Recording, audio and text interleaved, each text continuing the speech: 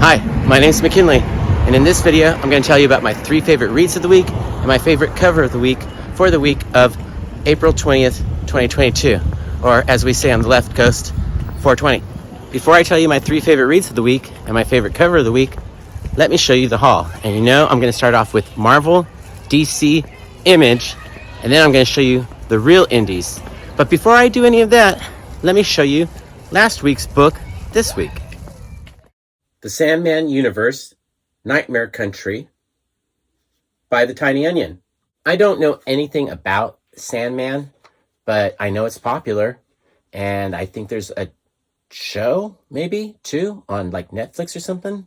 Like I said, I don't know anything about Sandman, and that's why I didn't order this book originally, but then I decided it's The Tiny Onion, I might as well give it a chance. And like with most Tiny Onion books, this has The Tiny Onion's signature. I'm going to write 2 less pages than everybody else by having this big splash screen.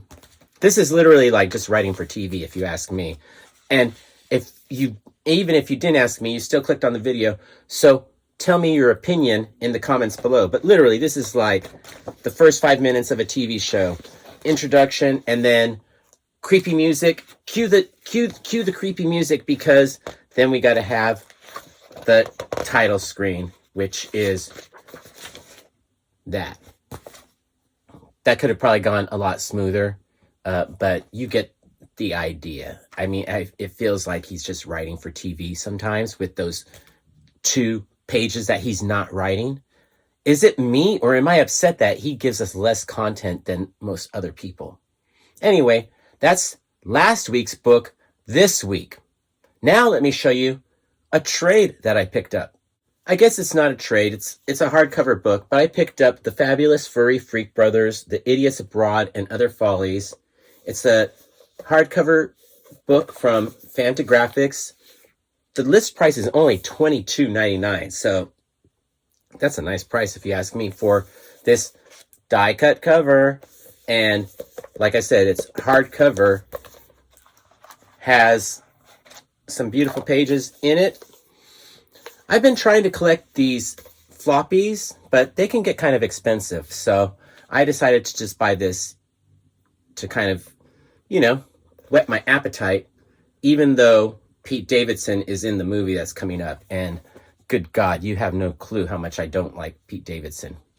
So even though he's associated with this, I still got it. Same thing with Suicide Squad, the second one. He's in that movie, and I watched it despite the fact that he was in it. I'll try and avoid anything that he's in. I'll have you know a fact. I've never seen a Tom Cruise movie, and I've only seen 1 movie with Leonardo DiCaprio. To my knowledge, I saw Basketball Diaries, but I've never seen anything else with Leo in it because I don't want to see him in a movie. That's me. Tell me a movie star you don't want to see in the comments below. Like most weeks, I have no Marvel, so let's skip straight to DC, and we'll start off with The Tiny Onion, Nice House on the Lake, and check it out, guys. I'm not kidding you when I say this.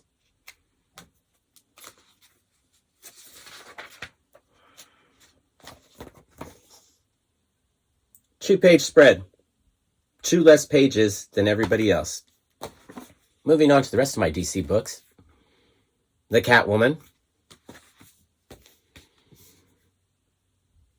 Wonder Girl Trial of the Amazons #2? Or I guess it's Trial of the Amazons Wonder Girl 2. It's a confusing title. And Nightwing. That rounds out my DC haul.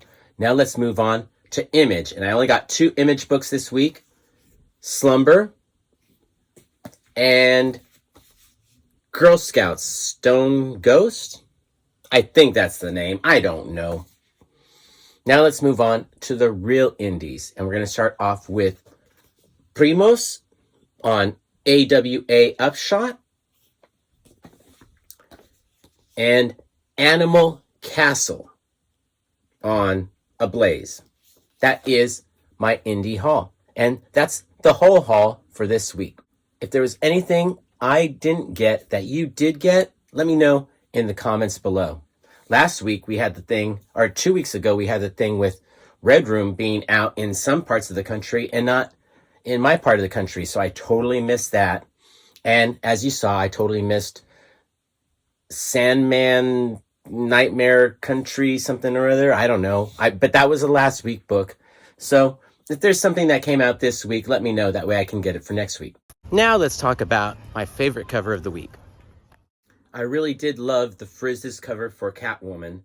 And this illustrates a point. It is so hard to draw black on black because this is really truly a super sexy cover. But it's really hard to see how sexy it is because the parts that make it sexy, the clothes that she's wearing, are black on black. So you can't really see her outfit as well unless you look at it really close. Or maybe it's just my bad eyes, but I really feel like this cover, the outfit is just way too dark to be as sexy as the Frizz wanted it. And I mean, that is a hubba hubba. So my cover of the week is,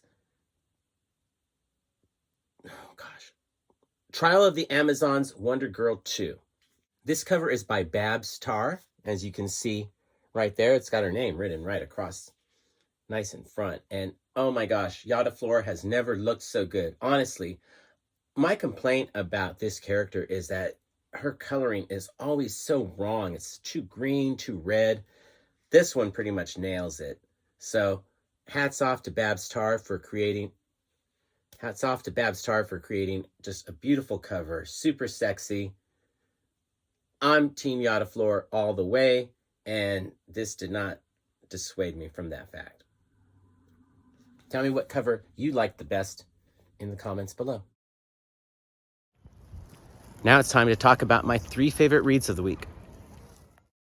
Coming in at number 3 for my 3rd favorite read of the week would have been Catwoman, because I like the way that 4-issue story ended, and it ended well. But I think I think what I liked even more was Primos number 3, because this got us ready for a big ending for another 4-issue story. So I think my 3rd favorite read of the week was Primos, because it really set us up for a big next issue, and that'll be it for that issue. I think that's written by somebody maybe famous. I don't know. Al Madrigal? The name seems familiar, but I don't know why. In any case, it's still a good story. I'm enjoying it. And it's not laugh out loud funny like maybe 6 Triggers of Sidekick Keaton or anything like that, but it's amusing. Amusing enough, I suppose. So now let's move on to my 2nd favorite read of the week, and that is Slumber. I enjoyed the 1st issue, and this issue kept it going, even with little callbacks to the 1st issue. So I like that a lot. It's got good humor. It's about a dream healer, I think is what she calls herself. But they go into your dreams and eliminate the nightmare part of your dream. So it deals with, I think, maybe some demons or something like that, and some bad stuff. But it's a good story. At least it's developing into a good story, and I do like the artwork quite a bit. So that was my 2nd favorite read of the week. Now let's talk about my favorite read of the week.